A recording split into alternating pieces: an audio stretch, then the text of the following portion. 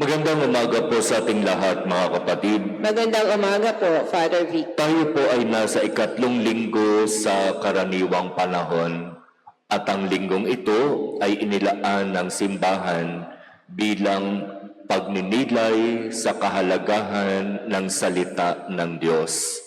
Tinatawag natin itong National Bible Sunday.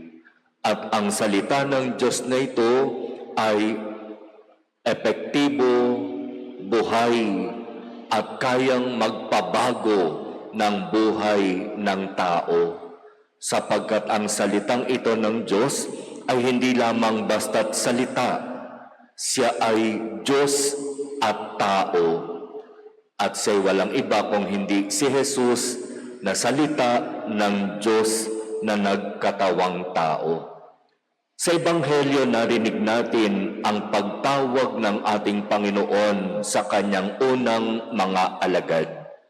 At ang pagtawag niya ay sa pamamagitan ng salita. Hindi pa sila magkakakilala. Hindi pa sila nagkakaroon ng pagkakataon na ma-introduce sa isa't isa. Pero sa kapangyarihan ng salita ng Diyos, sa kapangyarihan ng salita ni Jesus nang tinawag niya ang kanyang unang mga alagad.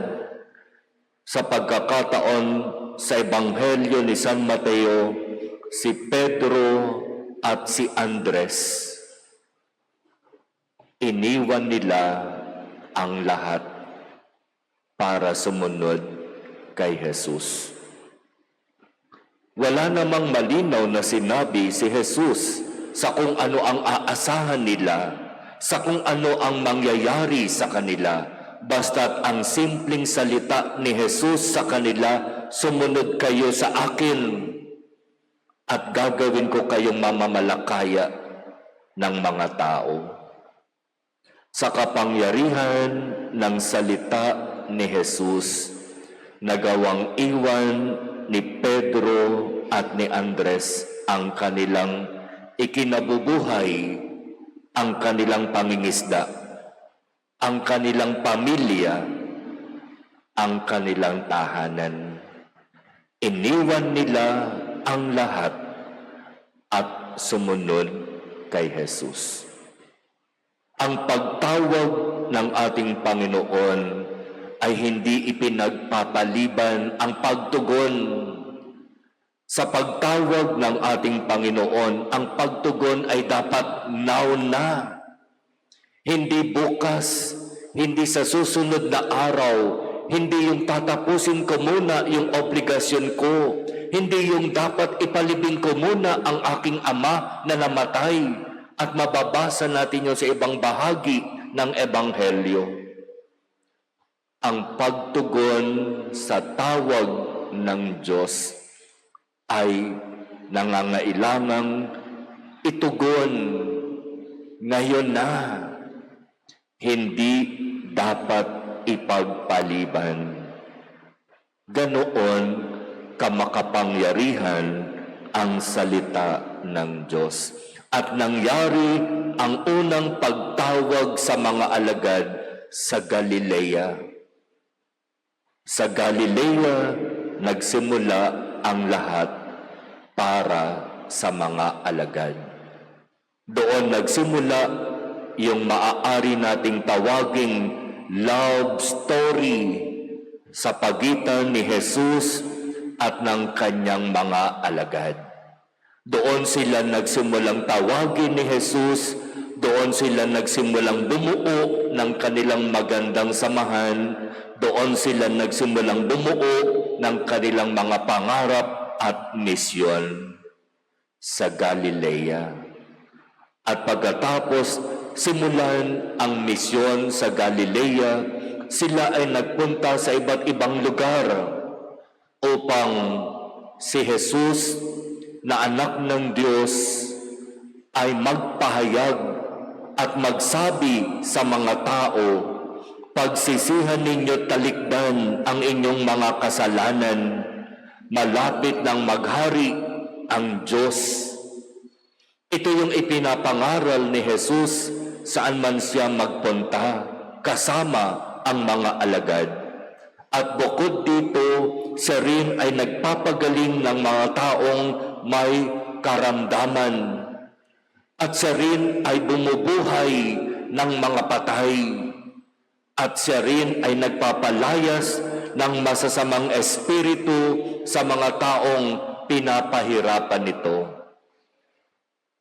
Sa pagdating ni Jesus, ang bayang dating namumuhay sa kadiliman, nakatanaw ng malaking liwanag. Nagkaroon ng pag-asa, nabuhayan ng loob, at nagsimula ang lahat sa Galilea. At kung mag-move forward tayo sa kwento ng Ebanghelyo, di ba matapos na si Jesus ay mamatay at nang siya'y muling mabuhay, ano ang sabi niya sa mga alagad? Bumalik kayo sa Galilea, antayin ninyo ako doon, sapagkat sa Galilea muli nating bubuuin ang nasira nating samahan. Kasi di ba, nung dinakip si Jesus, ang mga alagad nagkanya-kanya ng tago. Natakot sila. Baka katulad ni Jesus, sila rin ay isunod na dakpin. Kaya nagtago sila, nagkawatak-watak sila, nagkahiwa-hiwalay sila, maliban lamang kay John the Beloved, na kailanman hindi humiwalay, hindi lumayo kay Jesus. Nanatili siya kay Jesus kasama ni Maria, di ba? Kaya nung muling mabuhay si Jesus, gusto niyang buuin muli itong mga alagad na sa simula pinagsama-sama niya. Pero dahil sa iba't ibang sitwasyon, nagkanya-kanya. Bumalik kayo sa Galilea, antayin ninyo ako doon at bubuuin nating muli ang nasira nating pagsasamahan. Tunay na si Jesus ay Diyos na walang ibang iniisip, walang ibang gustong gawin kundi pag-isahin ang lahat sa Diyos.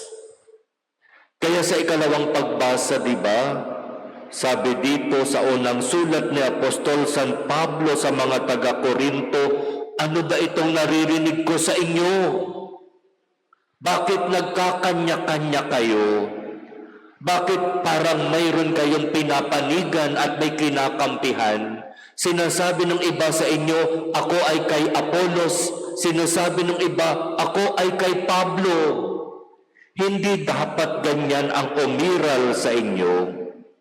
Dapat kayong magkaisa kung papaano ang Ama at ang Anak ay iisa.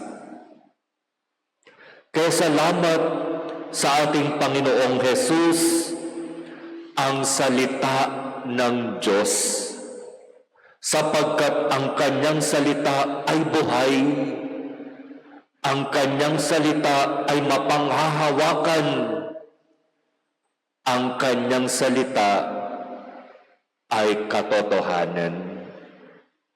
Walang ibang ninanais si Jesus na salita ng Diyos, kung hindi pagkaisahin tayong lahat patungo sa Ama.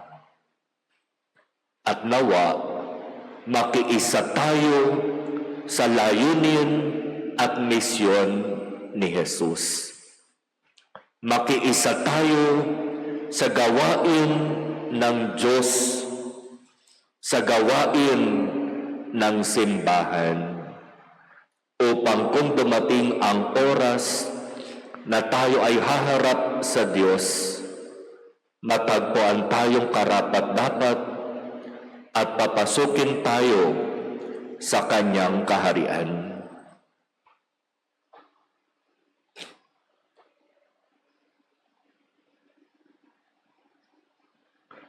Amen.